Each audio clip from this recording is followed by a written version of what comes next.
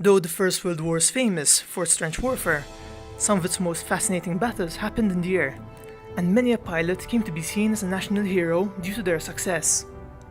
But none of them come close to the acclaim and the cult following associated with Manfred Von Richthofen, more commonly known as the Red Baron.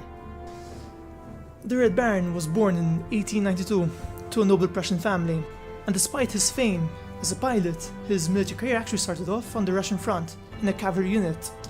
However, he was dissatisfied here, and he applied to join a flying unit instead. This request was finally granted in 1915. It's quite amusing to know that this world-renowned pilot was actually dissuaded at the start from continuing along this line, because he was actually considered to be a mediocre pilot and had poor control over his plane, having even crashed it during his first test flight. This, however, did not hold true, as he quickly mastered it and became a foreboding threat in the air, feared by the Allied forces. Some of the best pilots of his era are acclaimed for their plane aerobics, and yet the Baron's strength lied elsewhere, in his strategy and his marksmanship. It's known that he would take advantage of the environment, for example using the sun to blind his opponents.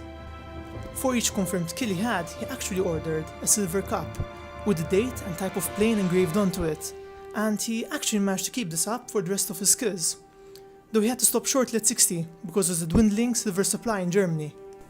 Just to put his kill count into perspective, there were only 3 pilots in World War I who had a confirmed kill count that was above 40, and the Red Baron's was 80, the highest of them all. In January 1917, he was given command of the fighter squadron Jasta 11, which at the time consisted of the most elite German pilots. There seemed to be no way to stop him, and yet, merely 5 months later, his plane was hit by enemy fire, and he sustained a serious head injury which partially blinded and disorientated him. Despite this, he still managed to crash land the plane, and after a short stay in hospital, he returned to service merely 19 days later. At this point, the German forces were quite reluctant to allow the ace pilot to return to combat, for he had become a national hero in the people's eyes, and it was feared that his death would be a significant blow to the country's morale. They actually offered him a ground job, yet he refused it, as he felt he still had to do his part in the war, while German soldiers still fought in the trenches. Yet every star must fade, and the Red Baron's twilight soon approached. On the 21st of April 1918, a bullet struck him from the ground by the Australian Imperial Forces. This shot severely damaged his heart and lungs, leading to massive hemorrhage, and this soon led to the Red Baron's death. There are some theories regarding his death and the odd circumstances around it. Some eyewitnesses recall how he flew much closer to the ground than what was considered safe, making him an easier target, and it's actually believed that his previous head injury could have contributed to this.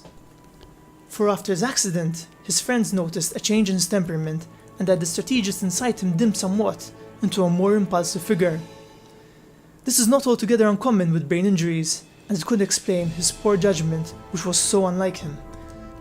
There are 2 other points I'd like to add.